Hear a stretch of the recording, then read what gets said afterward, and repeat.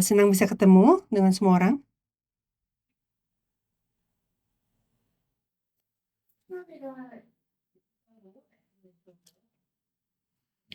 Saya dengar bentar lagi ada retret.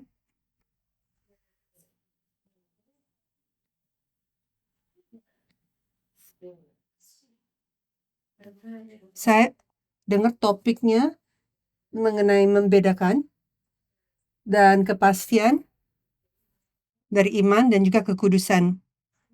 Tema-tema retret.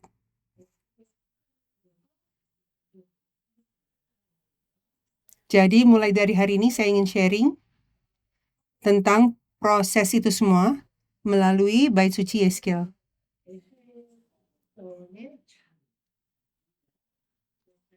Judul hari ini adalah Tembok-tembok Bait Suci Yeskel.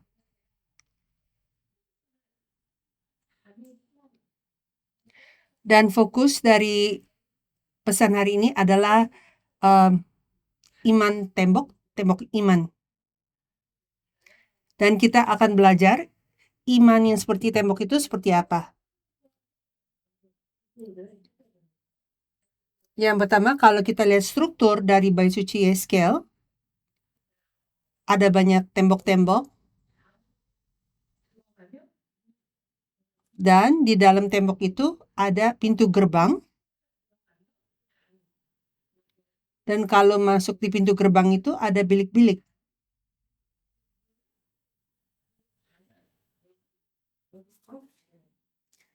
Jadi tembok, pintu gerbang, dan bilik-bilik semua ada hal yang berhubungan, yaitu kekudusan.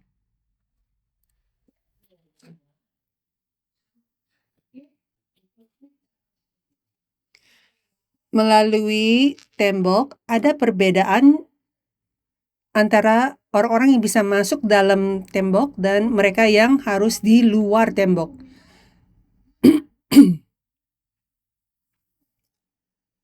Dan sekali lagi melalui pintu gerbang ada perbedaan atau pemisahan antara orang yang bisa masuk pintu gerbang itu atau tidak, kualifikasinya. Dan sekali lagi di dalam bilik-bilik itu orang-orang yang bisa melakukan pekerjaan Tuhan pun dibedakan. Jadi ini adalah pemisahan atau perbedaan yang sangat komplit ya. Dan melalui perbedaan ini yang bisa memulihkan kekudusan itu adalah Bait Suci Yeskel. Dan poin utama adalah saya harus seperti ini. Saya harus menjadi gambaran Bait Suci Yeskel ini. Yang pertama, ada 3 tembok di Bait Suci Yeskel.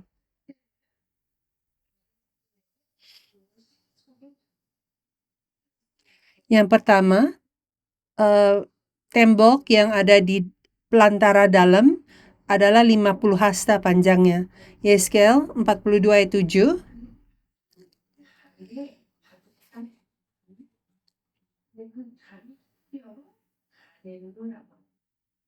Di situ dikatakan di luar ada tembok, dan tembok luar ini adalah gader dalam bahasa Ibrani. Dan gader itu bicara mengenai tembok yang tipis. Kita akan melihat ilustrasi ini. Ini adalah bilik-bilik untuk para imam.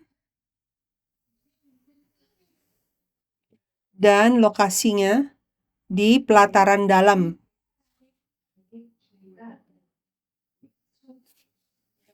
Dan panjangnya bilik-bilik ini adalah 100 hasta.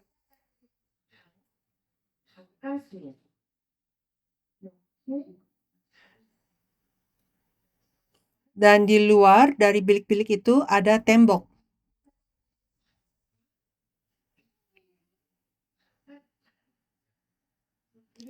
Jadi ada tembok yang paralel dengan bilik-bilik ini, yang bilik-bilik untuk para imam.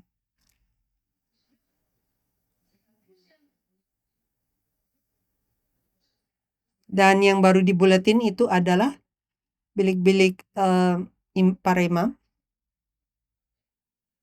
Dan ini lokasinya ada di dalam pelataran dalam.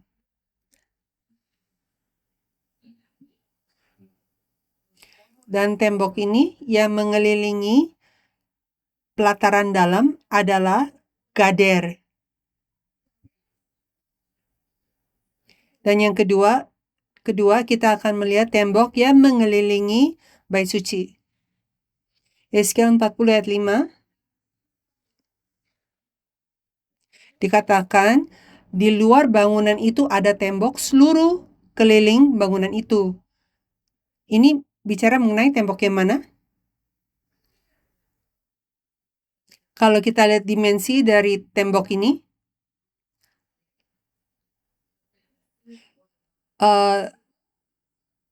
tebalnya 1 tongkat dan tingginya juga 1 tongkat.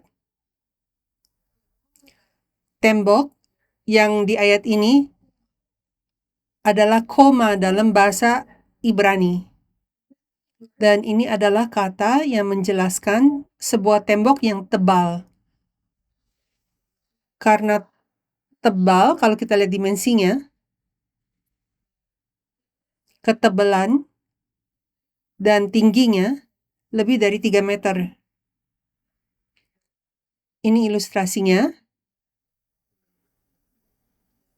Ini adalah tembok gader, tembok yang kurus, tipis.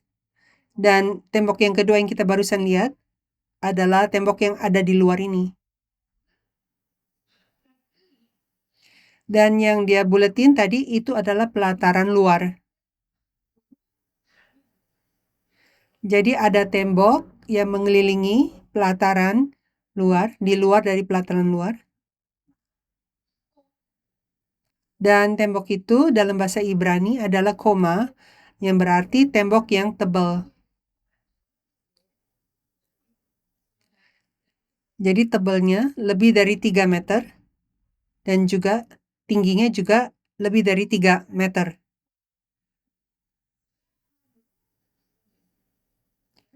Dan tembok yang tebal ini mengelilingi seluruh pelataran luar. Dan poin utama di sini adalah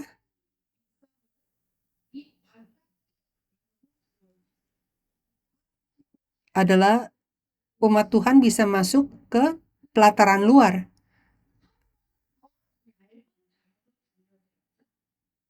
Tetapi sekali kita masuk, ada tembok lagi. Ada tembok yang tipis, kan?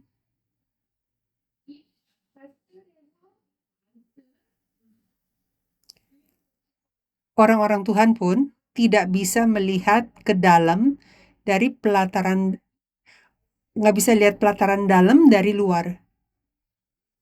Orang-orang Tuhan pun tidak bisa melihatnya.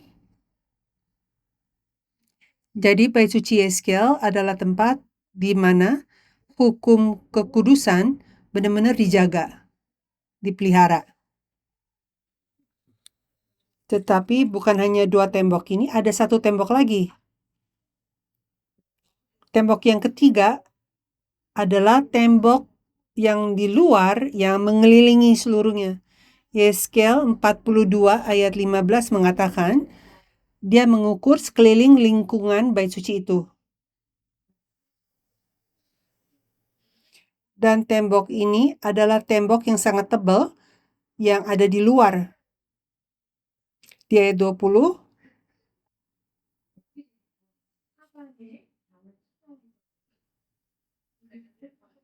keempat sisinya diukur dan dimensinya dikatakan panjangnya 500 hasta dan lebarnya 500 hasta. Dan ini sama dengan 500 tongkat, jadi kurang lebih 1596 meter. Jadi kalau kita lihat ilustrasi dari tembok ini, 500 hasta,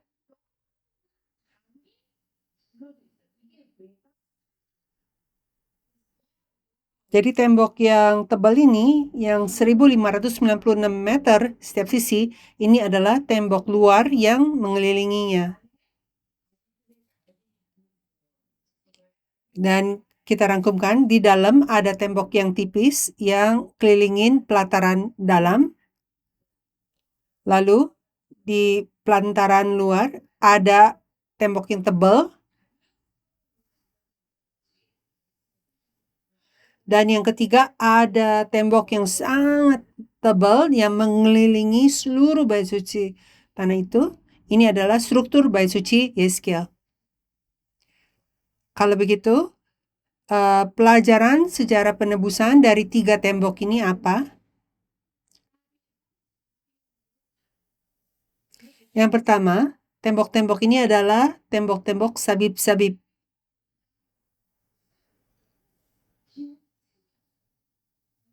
Sabib-sabib artinya tidak ada gap sama sekali, tidak ada lubang. Artinya sesuatu yang mengelilinginya. Dan kita udah lihat ini. Yeskiel 42 ayat 15 yang bicara mengenai tembok yang ada di luar yang mengelilinginya seluruhnya. Dan kita lihat ada tembok yang 1.500 meter kan, kurang lebih. Dan tembok itu mengelilingi sabib-sabib juga. Ekspresi sabib-sabib itu adalah artinya sekeliling lingkungan dalam bahasa Ibrani maksudnya itu. Jadi tembok yang sekeliling lingkungan bait suci itu melindungi bait suci. Misi kita adalah untuk jaga firman dan gereja. Ini adalah iman tembok. Selanjutnya, ada tembok yang sekeliling lingkungan bait suci. Dan kita udah lihat bahwa ini tembok yang sangat tebal di luar bait suci. Yeskiel 40 ayat 5, di luar bangunan itu ada tembok seluruh keliling bangunan itu, dan ekspresi keliling itu adalah sabib-sabib. Jadi tembok yang tebal yang ada di pelataran luar,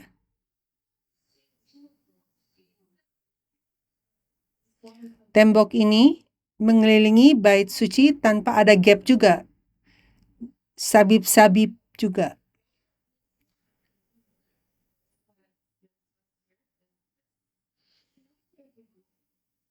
Ini yang Tuhan telah berikan kepada kita.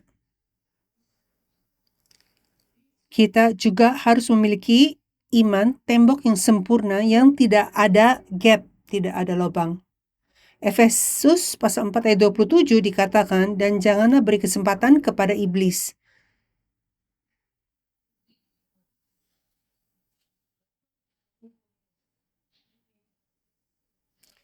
Jadi kesempatan dalam beberapa penerjemahan artinya pelanggaran. Mengandung arti pelanggaran.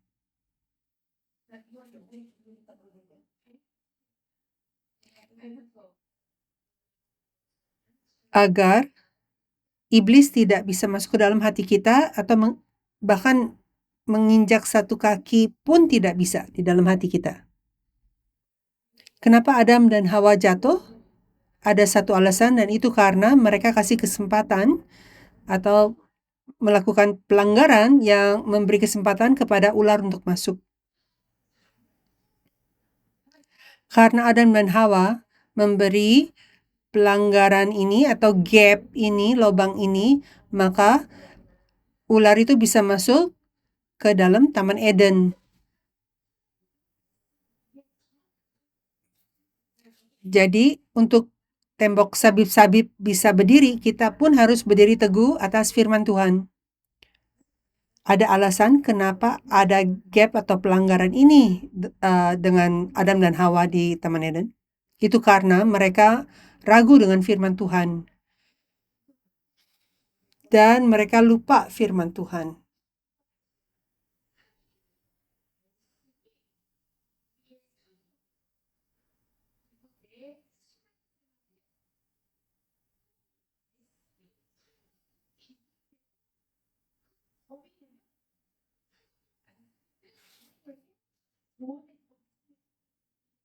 Dan poinnya di sini adalah kalau firman Tuhan itu menjadi standar penilaian kita, maka itu akan selalu menuju kita ke arah yang benar.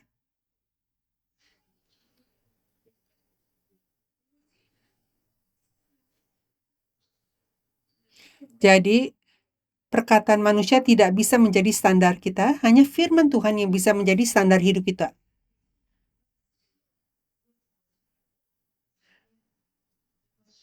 Dan iman yang seperti ini adalah bentuk dari tembok itu menunjukkan iman yang seperti ini. Bentuk tembok ini semuanya segi empat. Segi empat yang sempurna.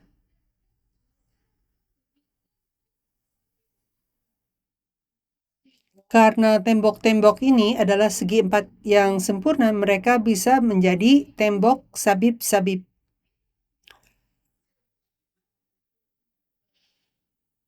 Kalau temboknya sedikit crooked, maka akan ada gap, ada lubang, dan itu seperti pelanggaran dan tidak bisa menjadi sabib-sabib. Instrumen yang digunakan untuk mengukur adalah tongkat.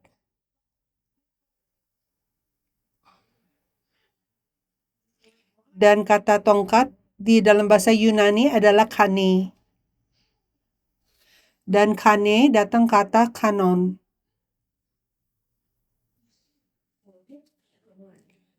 Dan kanon itu adalah 66 kitab di dalam Alkitab.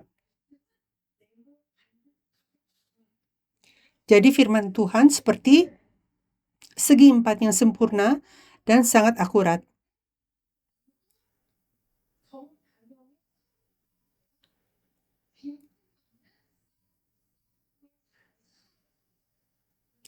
Dan di saat saya mengukur diri saya sesuai dengan firman itu dan tidak ada lubang, dan saya menjadi segi empat sempurna, maka saya bisa memiliki iman yang seperti tembok, yaitu orang kudus yang memiliki sabib-sabib. Jadi iman yang segi empat itu iman seperti apa? Sifat dari firman Tuhan itu adalah kebenaran, hidup yang benar. Mazmur 33 ayat 4, kita lihat. Sebab firman Tuhan itu benar, jadi firman Tuhan itu benar. Benar itu adalah yashar di dalam bahasa Ibrani, artinya lurus, benar, atau akurat.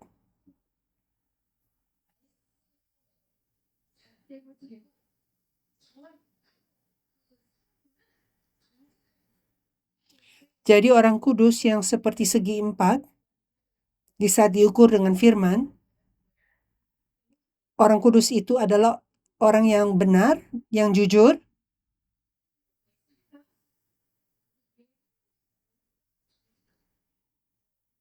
jadi hati kita, pikiran kita, perbuatan kita, semua benar dan jujur.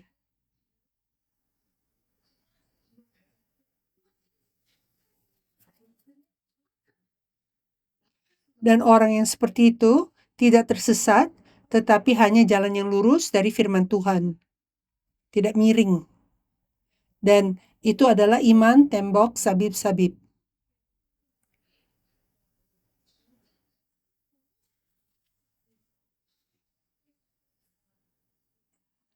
Dan saya percaya bahwa semua orang kudus Gereja Sion hari ini menjalankan firman Tuhan dengan iman ini yang adalah iman segi empat yang sempurna.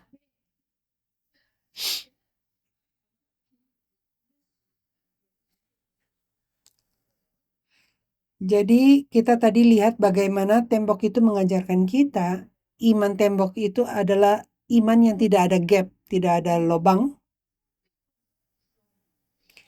Dan yang kedua, memisahkan yang kudus dari yang tidak kudus. Yeskiel 42 ayat 20 dikatakan temboknya memisahkan yang kudus dari yang tidak kudus.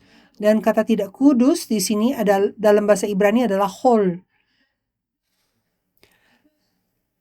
Whole artinya membedakan, memisahkan.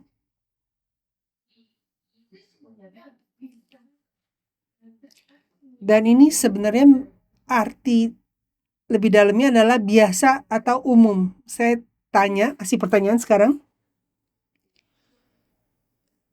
Biasa dan pekerjaan yang biasa dan umum, apakah itu tidak bersih dan fasik, jahat? Misalkan kamu ke kantor, kalau murid pergi ke sekolahan, eh, pergi kerja, apakah itu hal yang tidak kudus? Tetapi Tuhan sedang mengatakan dan membedakan hal itu. Kata pekerjaan yang seperti ini, kalau kita lihat di Kejadian pasal 2 ayat 2 sampai 3, dunia yang Tuhan awal ciptakan tidak ada pekerjaan, tidak ada kerja. Karena dunia Tuhan itu adalah dunia istirahat. Dan hasil dari kejatuhan adalah bekerja.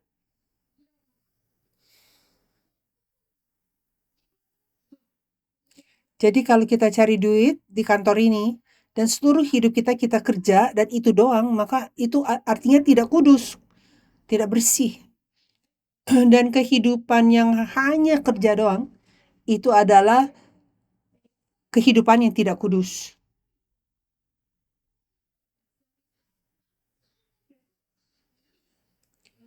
Tetapi juga ada pekerjaan untuk dilakukan di kota Bait Suci Yeskel, di mana umatnya tinggal di sana. Dan apakah pekerjaan itu juga tidak kudus dan tidak bersih? Ada pekerja di dalam kota dan mereka mengumpulkan makanan-makanan untuk mereka sendiri. Yeskel 48 ayat 15.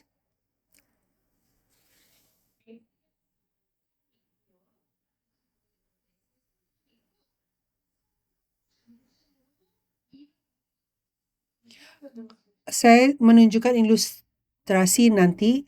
Jadi ada bait suci Yeskel, lalu tanah yang mengelilingi adalah tanah di mana orang-orang bekerja di situ. Yeskel 48 ayat 15. Ini kalau dalam terjemahan Inggrisnya dibilang bahwa kota ini untuk pemakaian umum. Jadi tempat kerja itu sangat umum. Dalam bahasa Ibrani, hol, yang artinya tidak kudus. Pekerjaan itu menjadi tidak kudus. Dan ini kata yang sama yang digunakan di sebelumnya. Jadi adalah tidak kudus untuk keperluan kota. Ini bagian di sini yang kita sedang bahas. Kalau kita lihat diagram ini. Tuhan memanggil itu tanah yang tidak kudus karena dalam bahasa Ibrani hol artinya tidak bersih. Tetapi ada bait suci Yeskel yang mengelilinginya. Jadi apa perbedaannya? Yeskel 48 ayat 18. Dibilang hasilnya ialah menjadi makanan untuk pekerja-pekerja di kota itu.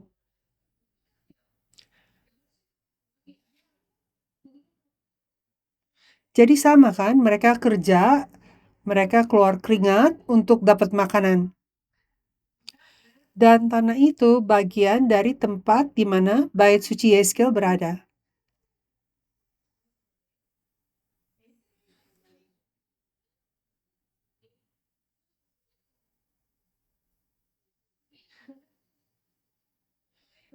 Dan pekerjaan itu sebenarnya gara-gara setelah kejatuhan kan. Tapi kenapa Tuhan menggunakan kata whole di sini? Di sini jawabannya, kotanya untuk pemakaian umum maka tidak kudus. Tetapi di saat Tuhan ada di situ, maka tanahnya menjadi tanah kudus. Jadi meskipun saya sedang bekerja, apakah saya sedang bekerja untuk Tuhan? Apakah Tuhan ada bersama saya di saat saya bekerja? Atau kalau saya kerja, apakah saya kerja tanpa Tuhan dan tujuannya hanya cari duit biar bisa makan? Itu bedanya. Yeskiel 48 ayat 35 dikatakan, nama kota itu apa? Tuhan hadir di situ, Jehovah Shammah. Jehovah Shammah. Artinya Tuhan hadir di situ bersama kita.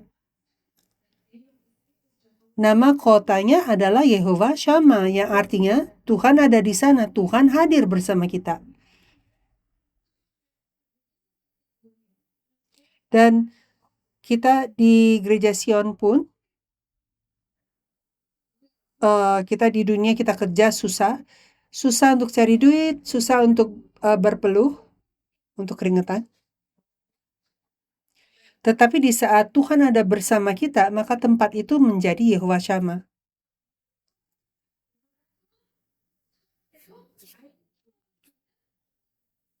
Jadi meskipun kita bekerja, kita belajar, kita besarin anak pun, itu menjadi pekerjaan yang kudus. Karena ini sangat penting, jadi perhatikan ini.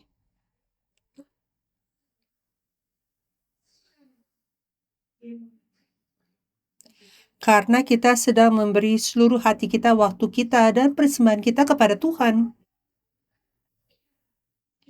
Maka mari kita lihat nama kota itu, atau tanahnya.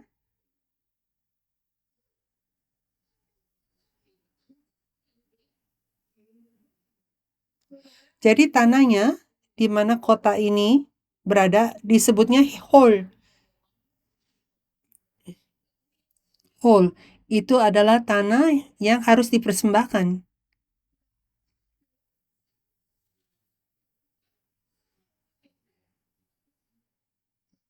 Jadi semua waktu kita, hati kita semua kasih itu, semua keringat itu kepada Tuhan untuk pekerjaan misi yang kita sedang lakukan. Kalau begitu tempat itu menjadi tanah yang menjadi bagian yang kita harus persembahkan ke Tuhan. Gereja ini pun menjadi yang kita harus persembahkan ke Tuhan. Dan semua bangsa-bangsa di mana kita menyampaikan firman, benih firman sejarah penebusan, itu menjadi tanah yang ditentukan untuk kita persembahkan ke Tuhan. Dan Gereja Sion sedang melakukan pekerjaan besar itu. Kamu telah memberi semuanya untuk Tuhan. Jadi Wahyu 21 ayat 27, kita harus bangga atas diri kita sendiri. Kita harus yakin. Kita harus yakin pada firman Tuhan dan lanjut dengan visi ini yang kita miliki. Wahyu 21 ayat 27. Di kota Yerusalem baru pun tidak akan masuk ke dalamnya sesuatu yang najis. Dan kata najis ini dalam bahasa Ibrani adalah koinos, yang berarti umum dan biasa juga. Artinya sama, umum dan biasa. Jadi artinya sama dengan hol dalam bahasa Ibrani. Hol.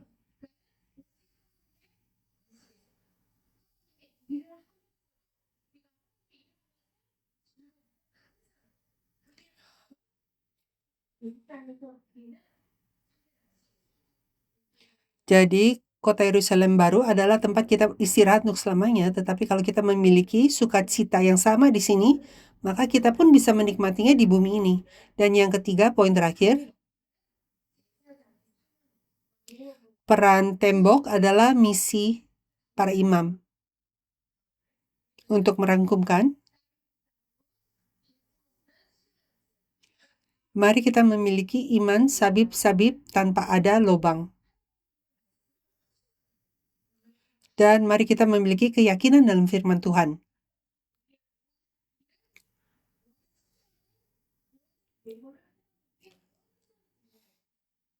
Dan mari kita menjalankan kehidupan yang memberi seluruh waktu kita atau persembahan, semua yang Tuhan telah berikan kepada kita sebagai persembahan, dan itu adalah iman tembok. Yang ketiga, tugas atau peran dari tembok adalah misi para imam, Yeskiel 44 ayat 23. Ini dia bicara kepada para imam, mereka harus mengajar umatku tentang perbedaan antara yang kudus dengan yang tidak kudus. dan memberitahukan kepada mereka perbedaan antara yang najis dan yang tahir. Jadi yang penting di sini adalah kalau saya tidak bisa melakukan, maka saya tidak bisa mengajarkan hal itu kepada orang lain.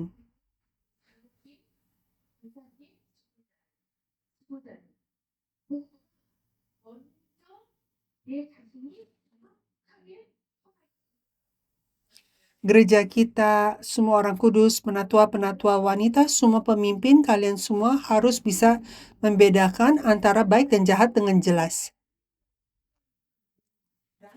Dan dengan cara itu kamu bisa mengajarkan orang lain agar mereka pun bisa membedakan. Yang pertama, mari kita melihat ekspresi yang mengatakan mereka akan mengajar. Dalam bahasa Ibrani adalah yara.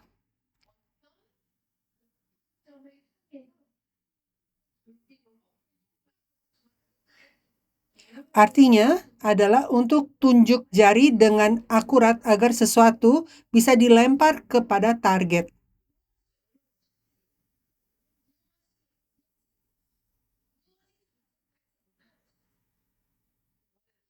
Jadi apa yang benar, apa yang jahat, apa yang tidak jujur, kita harus bisa tunjuk dengan jari kita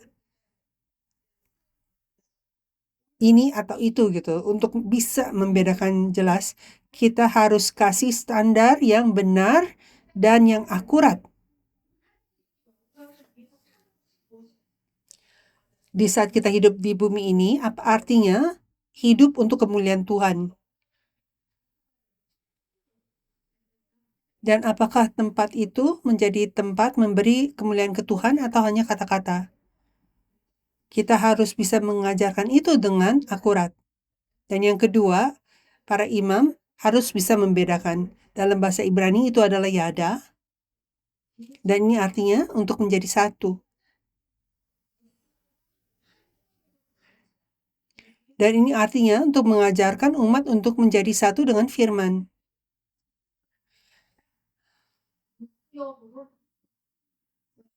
Agar firman itu tidak hanya berdiam sebagai pengetahuan, tetapi mereka bisa menjalankan firman itu. Firman itu menjadi diri dia sendiri.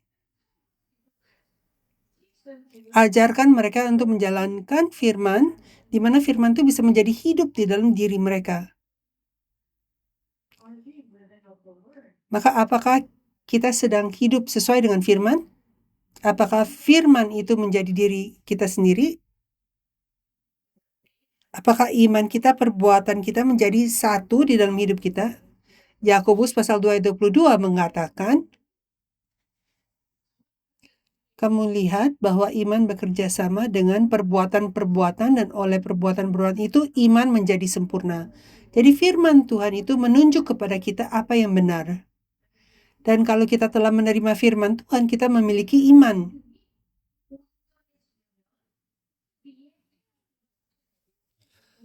Dan untuk iman itu bisa disempurnakan harus keluar sebagai perbuatan kita.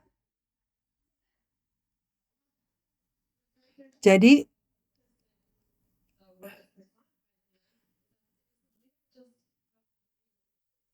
orang tidak hanya percaya dengan kata-kata. Kita nggak bisa bilang, oh iman saya segini. Mereka bukan bicara seperti itu.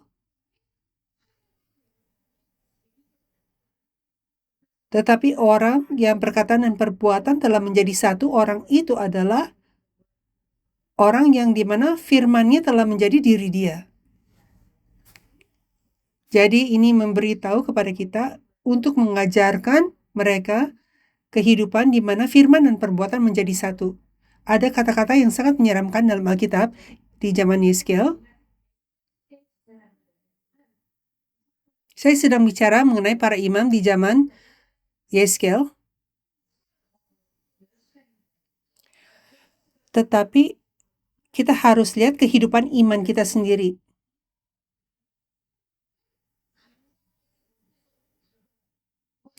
Apa hasil dari para imam di zaman Yeskel tidak melakukan tugas mereka? Ini mengenai tembok. Saya banyak cerita hari ini, tapi kalau kita tidak menjalankan kehidup seperti ini dalam hidup kita, hasilnya apa? Di saat tembok rohani jatuh, maka tembok secara fisik pun akan roboh. Itu sebabnya hal ini menyeramkan.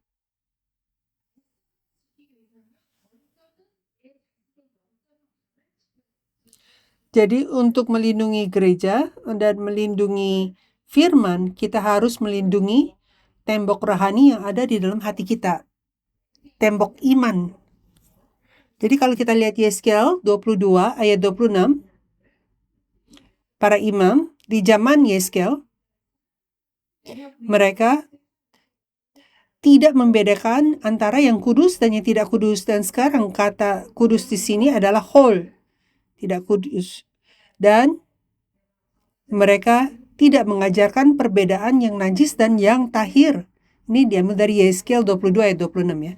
Dan mereka menutup mata terhadap hari-hari sabatku katanya. Jadi mereka mencemarkan hari sabat Tuhan. Jadi para imam pun tidak menjaga hari Tuhan. Mereka membalikannya menjadi hari manusia yang tidak kudus.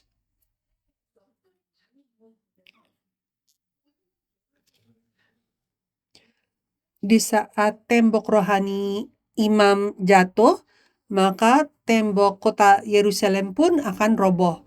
2 Raja-Raja 25 ayat 4. Maka dibelah oranglah tembok kota itu. Maka dibelahlah. Jadi dibelah.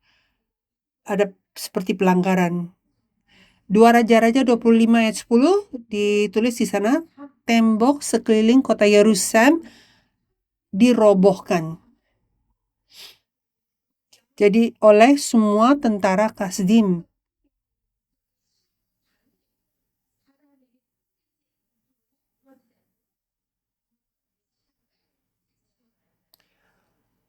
Jadi kita harus jaga iman kita setiap hari agar tembok iman kita tidak dirobohkan atau dibelah oleh setan. Dan sekarang kesimpulannya. Mazmur 62 ayat 4. Berapa lamakah kamu hendak menyerbu seseorang, hendak meremukkan dia? Sampai sekarang kita lihat tembok yang teguh. Tembok yang tidak bisa dirobohkan. Tembok yang tidak pernah gagal, sampai sekarang kita pelajari itu kan. Tetapi Alkitab bilang ada tembok yang hendak roboh, seperti tembok yang miring, ya, dindingnya miring, atau tembok yang hendak roboh. Di Mazmur 62 ayat 4. Kita ke gereja menjalankan kehidupan iman, tapi kadang kita teruji. Dan kadang ada kesusahan secara rohani atau secara fisik. Dan di saat-saat itu kita pikir, wah, saya hidup sesuai dengan firman Tuhan sampai hari ini.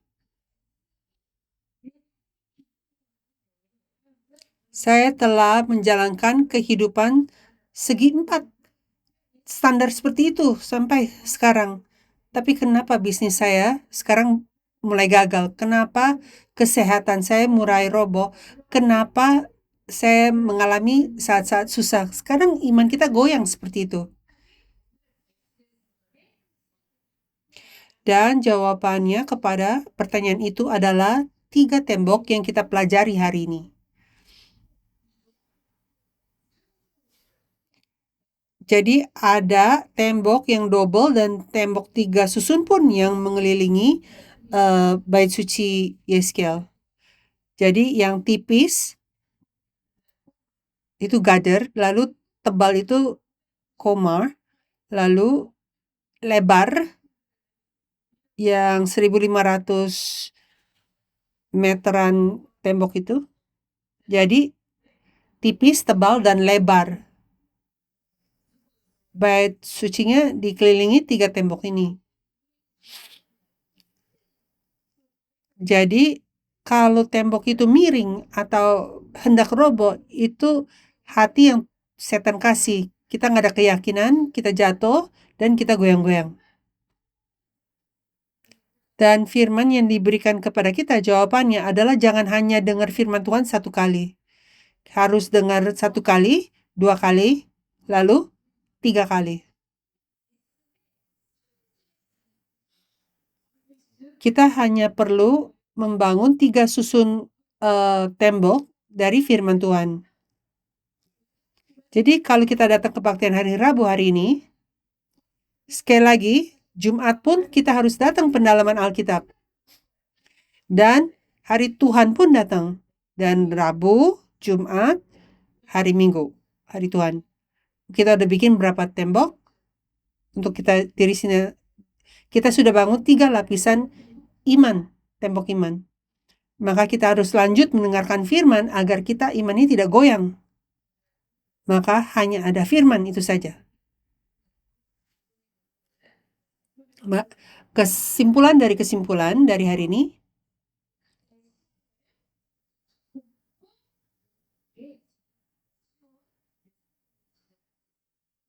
saya berharap kita akan menjadi orang kudus Gereja Sion yang membangun tembok kita lebar, tinggi, mengelilingi firman Tuhan, dan hanya satu hal lagi. Saya sangat berharap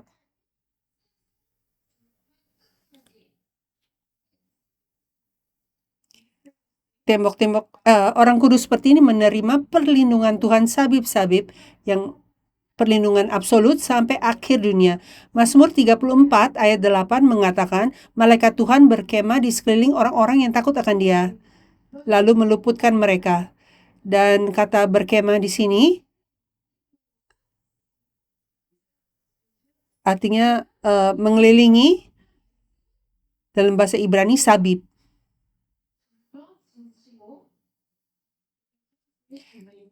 Jadi berkemah itu kayak dijaga, lalu keliling itu sabib, itu satu sabib kan. Tapi berkemah jadi dikelilingin lagi. Mengelilingi berarti dilindungi dari setan. Jadi itu yang Tuhan sedang melakukan, memeluk aku seperti itu. Jadi itu sabib satu kali lagi. Jadi ditambah dua-duanya menjadi sabib-sabib. Jadi sampai akhir dunia, Tuhan bilang saya akan melindungimu, kelilinginmu sampai akhir. Jadi orang kudus, Gereja Sion, jangan goyang, tapi kita harus kokoh, iman kita sampai akhir kita harus jaga. Amin. Mari kita berdoa. Tuhan Allah Bapa kami yang hidup,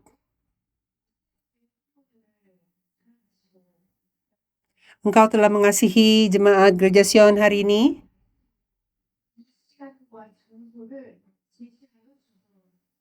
Dan Engkau telah memberi waktu dan tempat ini sesuai dengan firman-Mu yang akurat ini.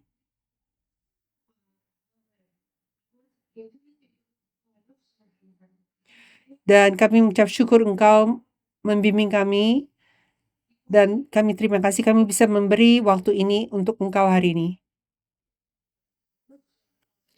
Tolong bekerja melalui kami semua agar tempat ini menjadi tempat yang telah ditentukan untuk dipersembahkan kepada Tuhan. Untuk semua gereja di mana firman Tuhan telah untuk semua gereja yang telah menerima firman sejarah penebusan melalui Gereja Sion, semoga semua tempat-tempat itu menjadi tanah yang ditentukan untuk dipersembahkan kepada Tuhan. Tolong bantu agar gereja ini memiliki iman yang tidak goyang, tembok yang tidak miring atau roboh. Kami mengucap syukur dan kami doa ini dalam nama Tuhan Yesus dengan ucapan syukur. Amin. Terima kasih.